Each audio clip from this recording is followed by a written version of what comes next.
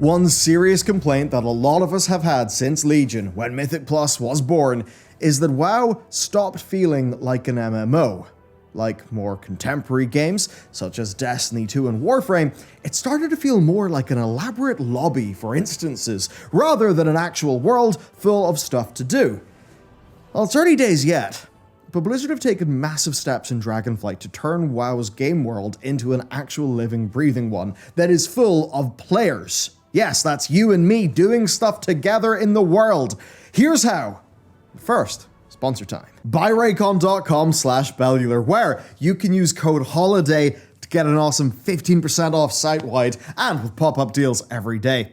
You'll always find the best discount at BuyRaycon.com/Bellular. Their wireless earbuds, headphones, and speakers offer premium sound, loads of useful features, intuitive controls, and almost custom, comfortable fit with, in this case, the 5 silicone ear tips and up to 54 hours of battery life.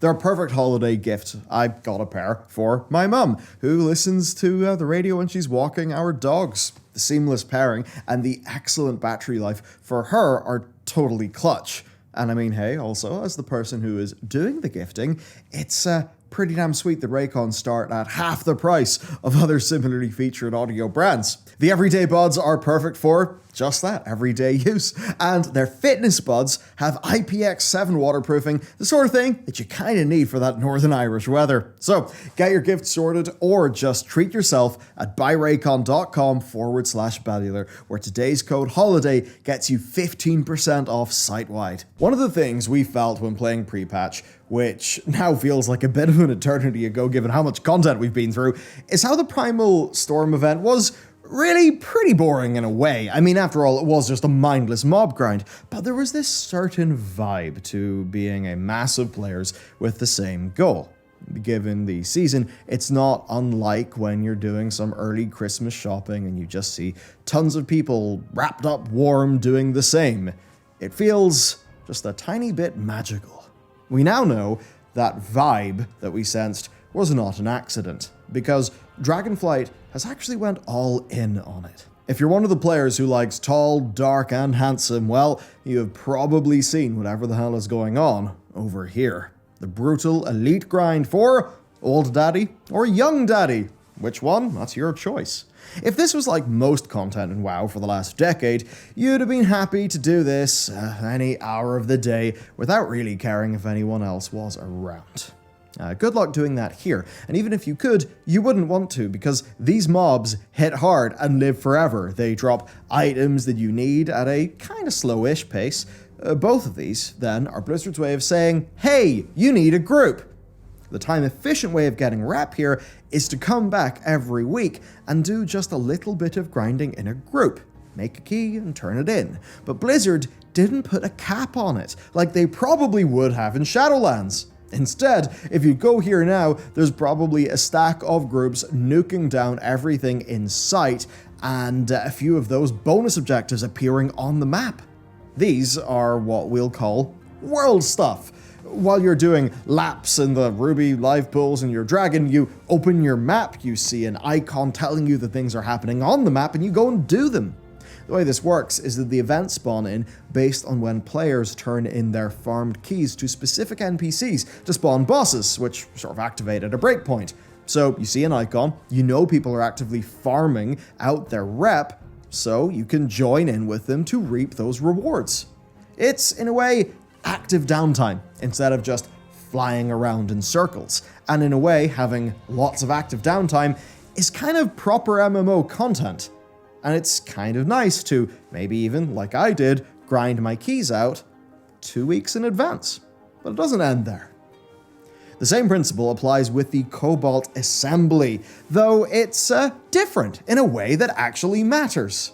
Right? They shake it up. If you've not seen this yet, and again, there's so much that it's quite easy to miss things, it's basically a old school elite rep grind. And it kind of looks like the Obsidian Citadel, but the kill isn't what matters. What matters is, again, getting item drops. That means your best bet, and Blizzard's whole plan, is for you to bust open that party finder and grab 4 other people to aid in your crusade for rep. Or rather, to gather Arcana to power up the Cobalt Assembly. It looks like a rep and it smells like a rep, but the context is different enough that it feels better. It's not as simple as just killing mobs because of the wild arcana, which essentially are anima powers, but with just some added in fun bullshit. Like maybe you forgetting you have the map bomb power, using it incorrectly and blowing yourself up, losing 30 minutes of getting absolutely engorged on a stupid amount of powers. And hey, there's the PvP World Quest version of this. Fuck that. I got murdered. But again, imagine if you are that guy in the middle of the PvP World Quest, all powered up. That's some MMO bullshit. I'd love to say this is the kind of rep you'd see in something like an EverQuest or an FF11, and I guess it kind of feels like that vibe, but of course without any of the crazy unfair nonsense that has gone a bit out of style. It's another case of people just doing stuff in the world. Nothing feels more wow than a sense of camaraderie, right? What you get from, well, murdering the same area of spawns for tiny rep gains for hours with the same group, even if it is mostly in silence. Somehow. It's not exactly fun, but it's some sort of weird comfy Sunday morning group activity, like how we used to mindlessly kill gulp frogs and somehow be happy with it back in the days of the Timeless Isle. That was weird, but it worked. The final stage of the rep grind is only 4 cosmetics, and it's easily just like 6 hours of just hardcore farming. If you see somebody then with any of these nice blue Dragonflight cosmetics, well, you know they've put their time in. The phrase too many cooks obviously does not apply to fish soup, and in an event I think the sort of flurried player counts of which perhaps remind us of the Legion pre-patch event, well, yeah, nothing beats just the sky darkening with dragons when somebody calls out soup in general chat, and everyone shows up for their achievement, their rep, and to brutalize their player characters. They could have done something like heavily instance this so you always get to go and do 5 tasks, or always feel like your contribution matters instead of it just being like the soup maybe being legendary within a minute of starting, or it all just being absolute crazy MMO chaos. That's the thing, Blizzard instead leaned on it being an actual community feast.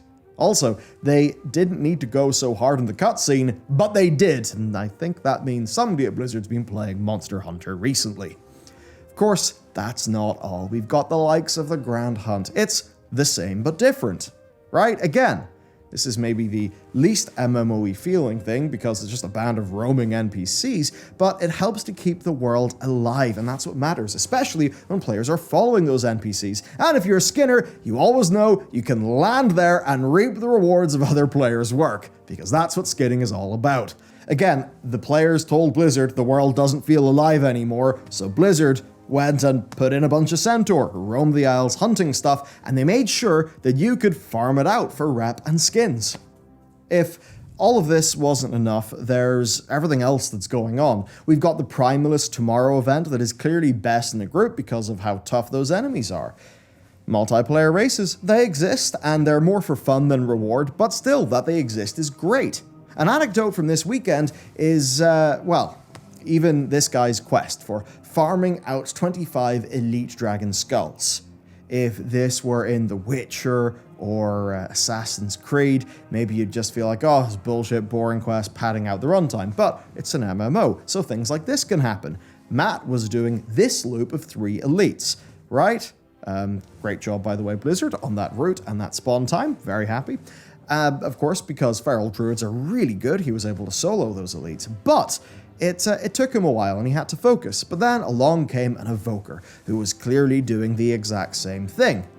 And now the kills are faster and easier, so they grouped up and farmed out all 25.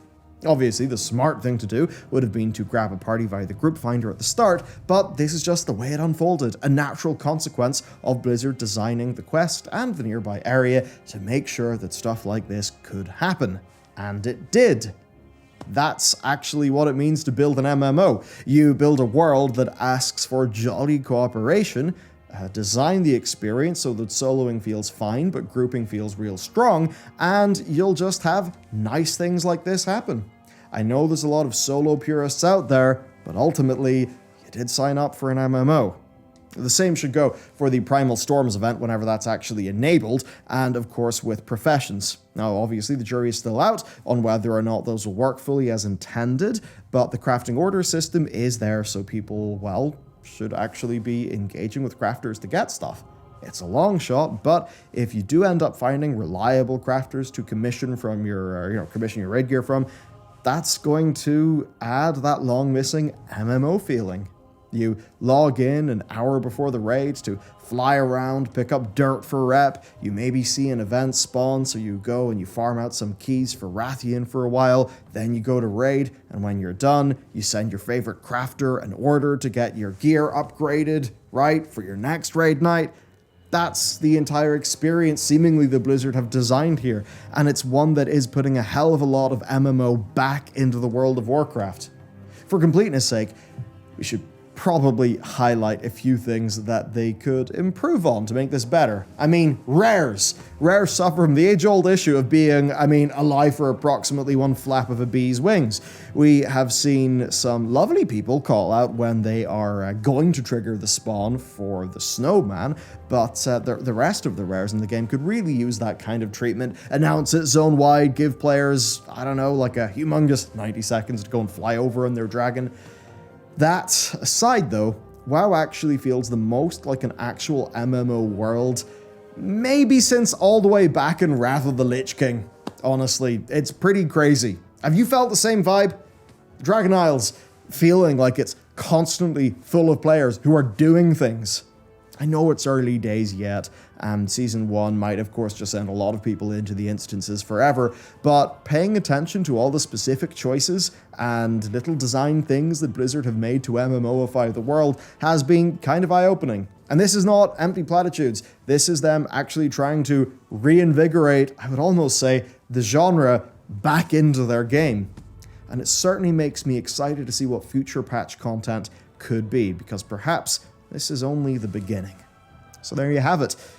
The MMO is coming back into World of Warcraft. And if you'd like to find out how you can get more loot via super rares, check out this video. And of course, if you want some real deep, nice lore to watch, then check out this episode of our Big Dragons lore series. That's it for me.